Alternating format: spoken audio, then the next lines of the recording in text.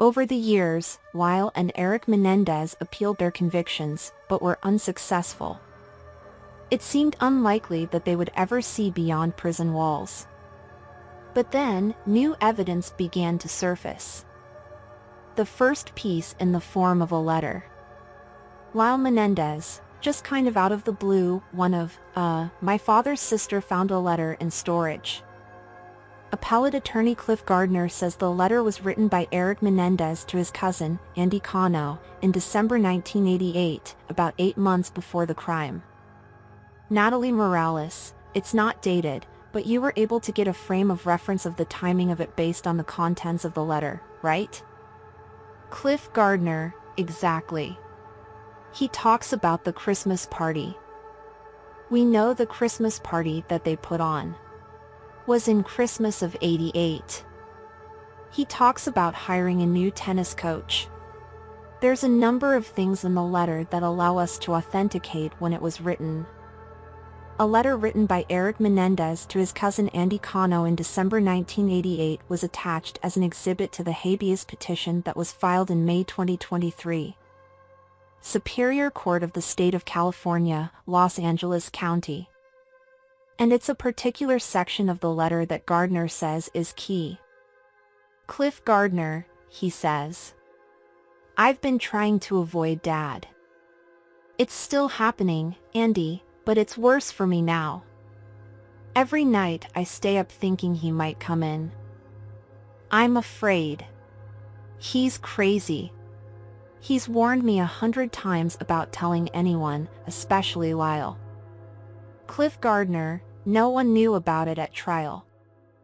It was never presented. Remember, Andy Cano did testify at both trials. He said that Erik Menendez, at age 13, confided in him that his dad had been touching him. Prosecutors suggested that Cano was lying.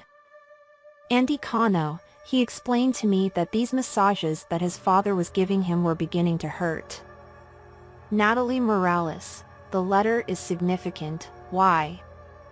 Cliff Gardner, well, the state's position was that Andy was a liar. Andy was making it up. This shows that Andy wasn't making it up. It's contemporaneous evidence from Erik to his cousin, Andy, about what was happening. But the letter was just the beginning. More evidence has surfaced that Gardner says further supports Lyle and Erik Menendez's long-standing claims that they were sexually abused. A man named Roy Rossello has come forward claiming that he was sexually abused by Jose Menendez, too. Cliff Gardner, Roy, was a member of the boy band Menudo, which was big in the late 70s, mid-80s. Menudo originated in Puerto Rico. The band is best known for producing big-name talent like singer Ricky Martin. The idea behind the band was to keep it perpetually young. Few of the performers remained in the group beyond the age of 16, instead being rotated out for younger talent. It turns out, Jose Menendez had ties to the group. Cliff Gardner, Jose Menendez, was working at RCA at the time, and RCA signed Menudo to a recording contract. Former Menudo member Roy Rossello, now 54, was not available for an interview with 48 Hours, but in a sworn affidavit filed just last year. He claims he went to Jose Menendez's home in the early 80s at the direction of the band's then-manager Edgardo Diaz.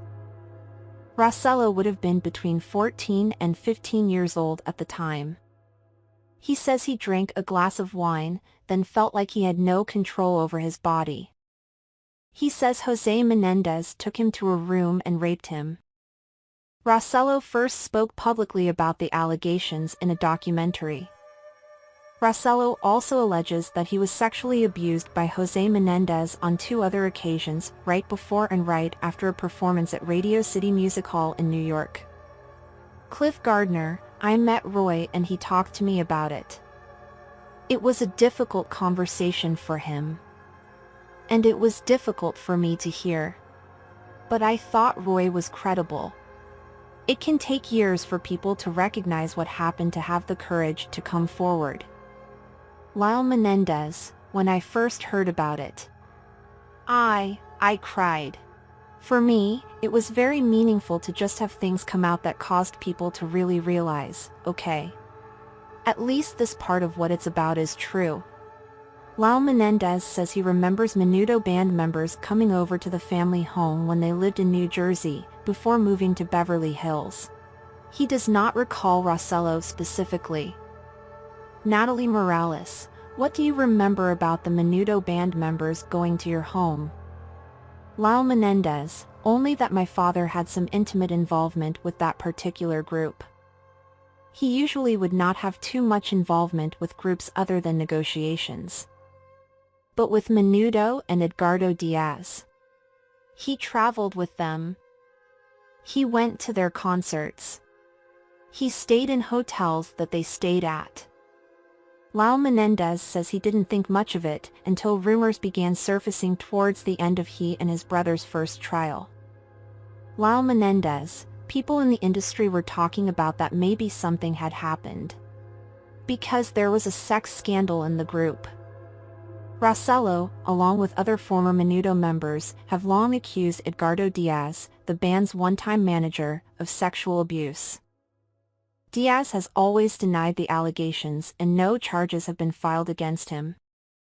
The Los Angeles Police Department recently investigated a specific incident in which Rossello alleged Diaz raped him at this hotel in the 1980s.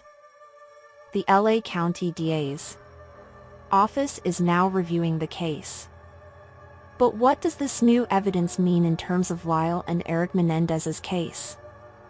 Cliff Gardner, the importance of the new evidence, you have to look back and understand what the state's position was at the second trial. The state's position was that the sexual abuse never happened.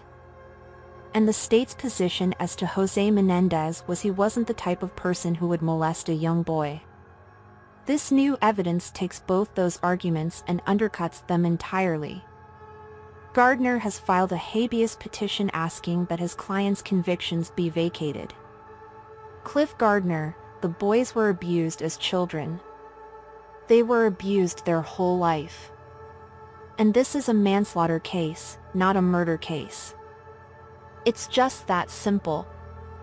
And if they were convicted of manslaughter, they would have received a much shorter sentence and been out a long time ago. But will a judge buy Gardner's argument? Jackie Lacey, it is very, very possible that Jose Menendez was a child molester.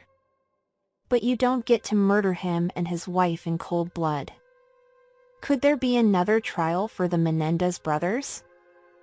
After attorney Cliff Gardner filed the habeas petition in May 2023 asking that Lyle and Erik Menendez's convictions be vacated, it turned into a waiting game for a judge to rule. 48 Hours asked former DA Jackie Lacey what she makes of the new evidence.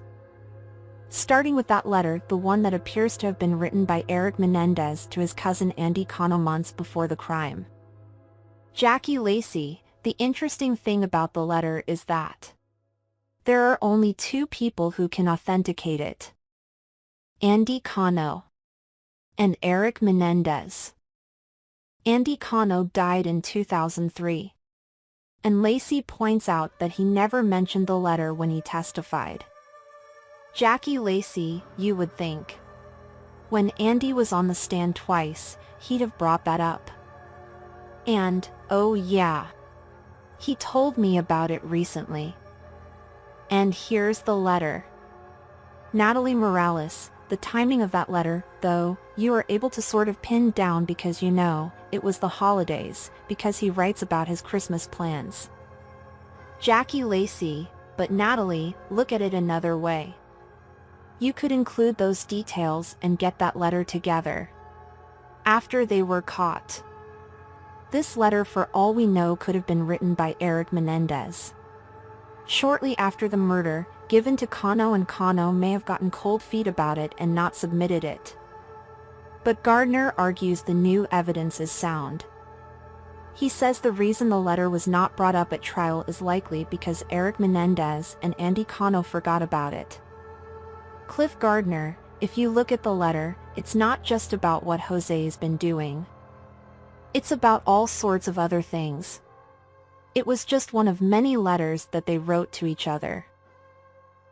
There really shouldn't be any doubt about the authenticity of the letter. And as for Roy Rossello, the former Menudo band member? Natalie Morales, can you discount his claims altogether? Jackie Lacey, no. I think what the judge has to weigh and consider is this newly discovered evidence that would have changed the verdict? And Lacey says she does not believe it would have. Jackie Lacey, they're still stuck with the planning, the cover-up, the money that they spent afterwards. I think that you could argue the sexual abuse occurred. On the other hand, at the moment these men are driving down to San Diego, paying for the murder weapons, coming back and waiting for an opportune time to go in and kill their parents, the molestation is not occurring right then. I do not believe that at the time they murdered them, that they were in danger at that particular minute of being murdered by those people. I think they hated them. They might have had a good reason to hate them. But we can't condone vigilantism. When you calmly and logically looked at the facts surrounding the killing, it's a murder. Pick from second trial. But Gardner believes the new evidence would have made a difference to the jurors. He says evidence of abuse can mitigate a crime, and that's why prosecutors fought so hard to keep it out of the second trial. Cliff Gardner, sexual abuse, physical abuse is relevant to your state of mind. And state of mind is the key in determining whether something is murder or whether something is manslaughter. Cliff Gardner, what this evidence does is it puts you back in the situation that they were in with the first trial, that there was corroboration for the abuse. And in the first trial, remember, 2 juries were divided over whether the brothers should have been convicted of murder or manslaughter. Gardner thinks this new evidence, combined with that of the first trial, rules out murder entirely. Cliff Gardner, my hope in the case is that the judge will realize that this new evidence is indeed credible and persuasive, and he'll vacate the convictions. If that happens, it would be up to the Los Angeles County District Attorney's Office whether to retry the case. In a statement, the District Attorney's Office said it is investigating the claims made in the habeas petition. Alan Anderson wants to see his cousins released. Alan Anderson, what I would say to the prosecutor, or the judge would be, please look at all of the evidence. They are speaking the truth. They shouldn't be in there as long as they've been. But still, Kitty Menendez's brother, Milton Anderson, feels just the opposite. He says he doesn't believe the new evidence is credible. Milton Anderson, I don't think it's evidence. And he wants his nephews to stay put. Milton Anderson, I think they should die of old age in prison. I loved my sister, and I protected her in life, and I will love my sister and protect her in her death. Lyle Menendez says he understands his uncle's pain. Lyle Menendez, part of my remorse is for the pain I caused to people like him.